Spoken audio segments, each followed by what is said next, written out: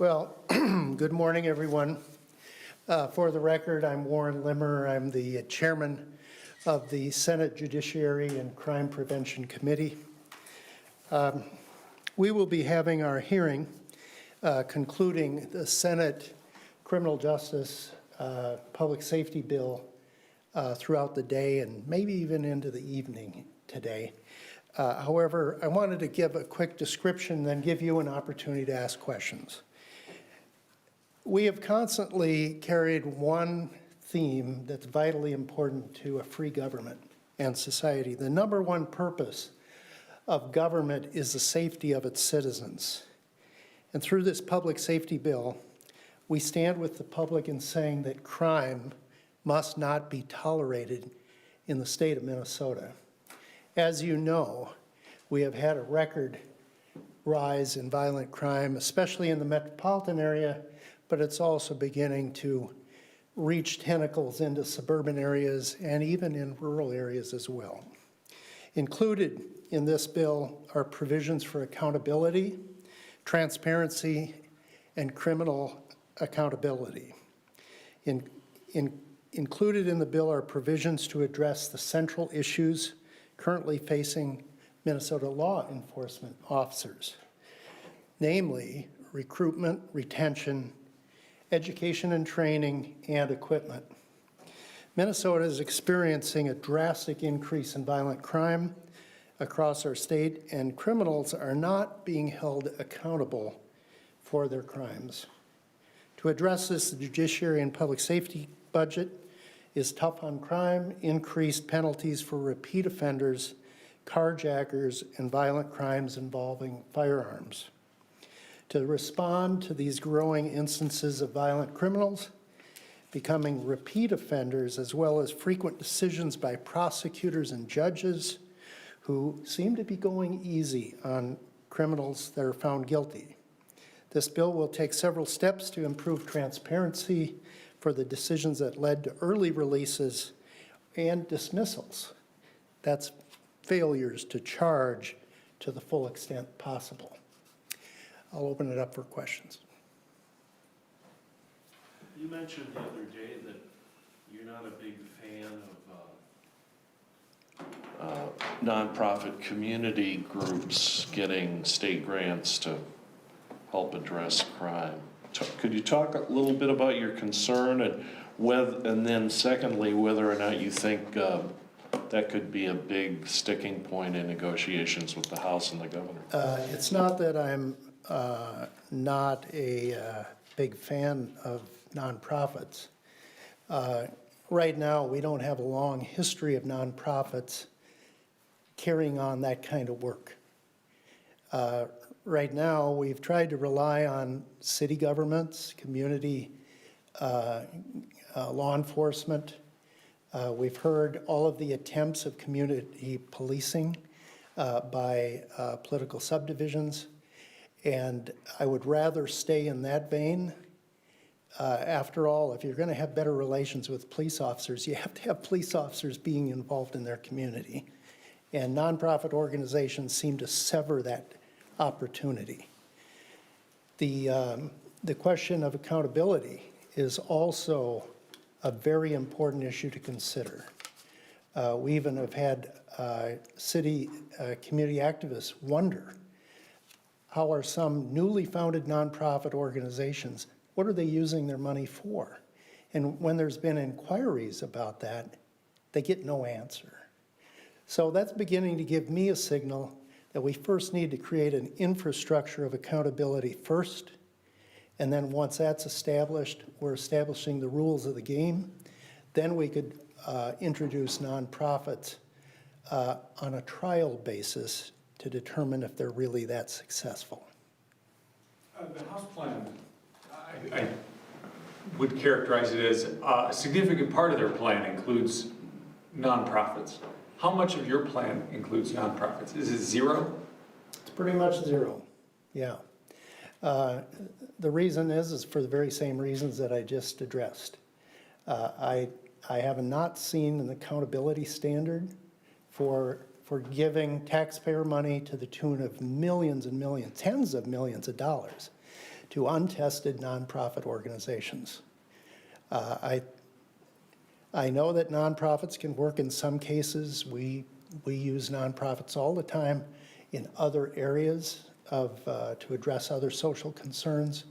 But on this one, nonprofits really haven't been involved that much, and we just don't have a track record. I think you have to establish a standard of accountability first before we start pouring tens of millions of dollars into the hands of people that we don't know can do the job. Is this based on the reporting by the Center for American Experiment on the violence interrupters? Well, I have not read those articles.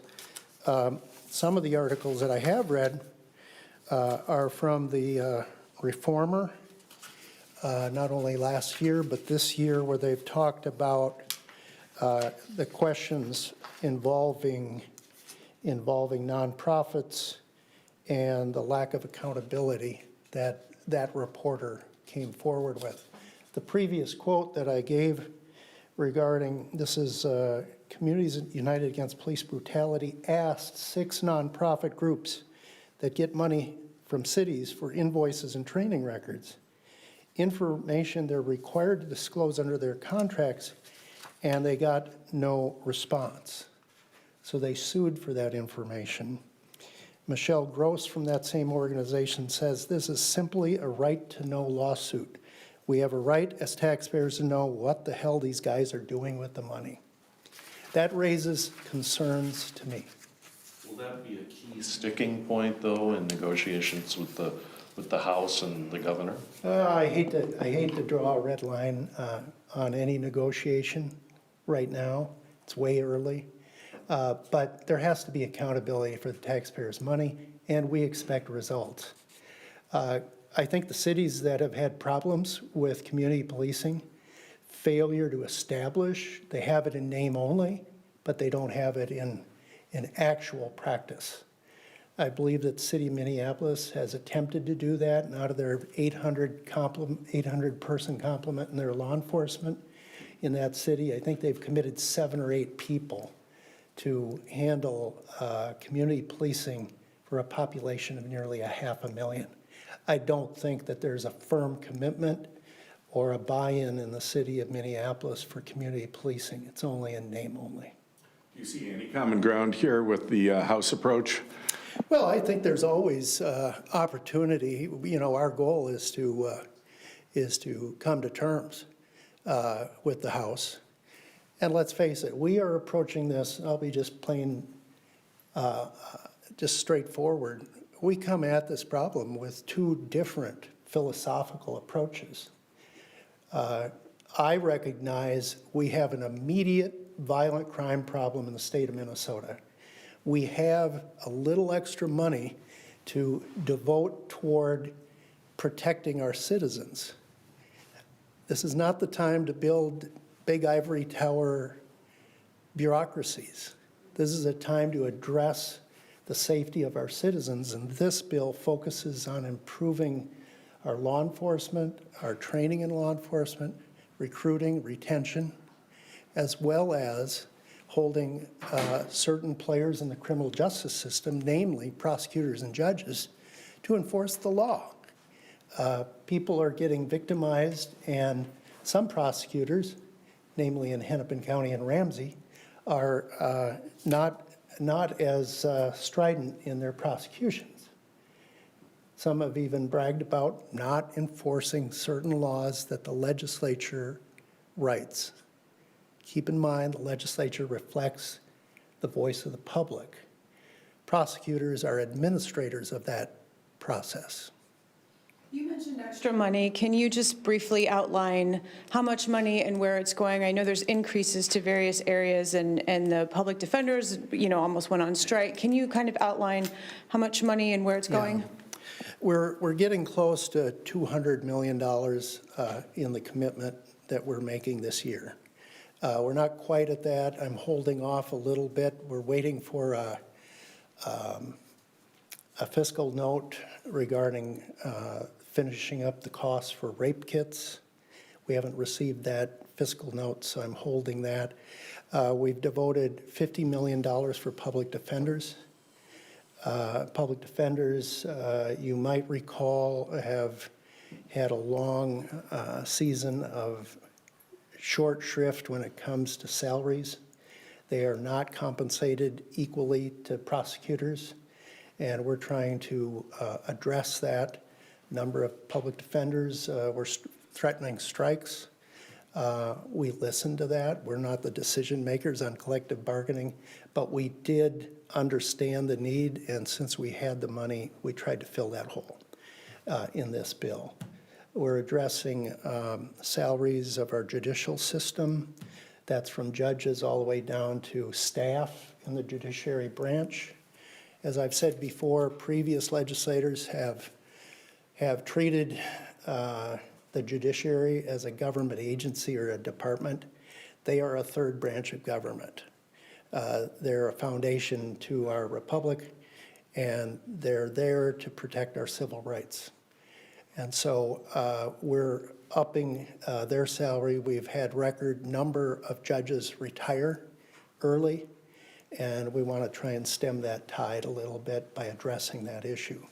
There's a whole host of other little minor expenses that we're, minor considering $50 million connections to things like public defenders. But we are addressing a whole host of other ideas. I don't have that detail list with me right now. How much for the bonuses for police officers? How much is the total amount of money that's set aside for recruitment and retention? I'm afraid. We'll get that to you momentarily. Okay. And then Yeah. also, in the House plan, they kind of tinkered with it recently, and one of the things that they did was, say there's this pot of money that counties with the highest crime rates can apply for money. I'm wondering what you think about that approach, that, that counties grappling with the most violent crime could apply for money and detail the reasons for which they want to use it, whether that's crime-solving technology or recruitment efforts for police officers. Yeah, I'm not familiar with how the House bill is formatted like that. I kind of like the idea that if there's, put the money where the problem is. Well, that reminds me of another devoting money to our probation system. We're committing 50% of the costs of probation to every county, nearly every county. There's 3 systems of delivery for probation. Department of Corrections is one, and then there's 2 county probation avenues where that money can go. We're recognizing that same system of delivery. I believe the governor's proposal is to start funneling it down into one Department of Corrections kind of mothership that spends money out. We believe that local control is vitally important for probation. After all, probation is focused on the community. It is focused on integrating that individual who's been in prison back to his community, and I think local officials have the better handle on that. And we're recognizing a previous law many years ago devoted 50%, they committed this state to 50% of probation costs that the state should reimburse or supply for every county. That has woefully never been accomplished in the state of Minnesota, despite it written into state law. We're changing that. We're recognizing that previous commitment in our bill. 50% of probation costs will be delivered to counties. Every county that has that cost, they'll have to come up with their other 50%. You've heard your minority lead, Senator Latz, talk about the research that shows that getting tougher and tougher sentences don't necessarily change anything with the crime rate out in the community. How do you respond to that? Well, I respond to it this way. If prosecutors and judges don't do their job, we have to counterbalance that by writing mandatory minimums that hold judges accountable and put dangerous, violent offenders behind bars. That's how we counter it. And we're in a world now where the 2 counties that where most of the crime is found, those prosecutors are shying away from many of the statutes, not just the individual prosecution, entire statutes they don't want to enforce. That's very dangerous. And we simply aren't going to tolerate that. We're going to start changing the law to encourage prosecutors by putting them on record. We put them on record when they dismiss charges. They have to make a report to the Sentencing Guidelines Commission, and their names will also be accounted during those decisions, as well as judges when they make severe downward departures. We think that the public needs to know what those public servants are doing in their job as well. But those prosecutors aren't going to get charged with a misdemeanor now. That didn't make it in the final plan, did it? I think just having a public report is enough. Yeah. You've also got the stolen car tracking device bill up today with an amendment. Is that now in a position where you feel comfortable with it? I do. For those of you who don't know, Senator Mark Johnson has that bill. We're going to carry that separately or consider that separately. That's where you can put a tracking device on the outside of a stolen car. It's not to chase, it's not to be used as a tracking device for some suspect. It's to track the vehicle where it goes, and hopefully law enforcement can follow it and then arrest those who have stolen the car. You mentioned waiting for a fiscal note on rape kits. Somebody told me that they're charging all different amounts for rape kits, and it's unclear who should be paying for them. Is that going to be addressed in this somewhere? I think there's an amendment on it today. Yeah, I haven't heard that particular detail. We'll look at it, sure. Is the plan to get this on the floor, or the big bill on the floor next week? I don't know the timing on it. That would be up for leadership to decide. Our charge is to get it out of committee today, but it'll be ready. Is there any significance to this? Well, I think this would be, if it came up next week, one of the first budget bills out of the Senate. I know Senator Miller said a tax bill would be another one. I mean, is there any symbolism to the significance of why you're putting public safety first? Well, public safety is one of our pillars that we're focusing on. It's one of our priority marquee issues. And I wouldn't doubt that it'll be on top of the list to get it forward. Despite the fact that if the House is sizably different than ours, we'll need some time to iron out differences. Just a quick update, it's 20 million in the hiring bonuses. I'm still waiting on a number for the retention. I can make sure that's in our release or get it to you. Okay. And on that issue of the bonuses, I mean, there's been so much discussion about a workforce shortage. All sorts of industries are clamoring for people. Do you feel confident that throwing a bonus at somebody to try to get them to be a police officer will really be the solution to having more officers? That's a good question. Maybe we should have a discussion about why there are fewer people going into law enforcement. In recent years, we've heard because of the actions of a few law enforcement agencies, an entire profession becomes demeaned and as a result becomes demoralized.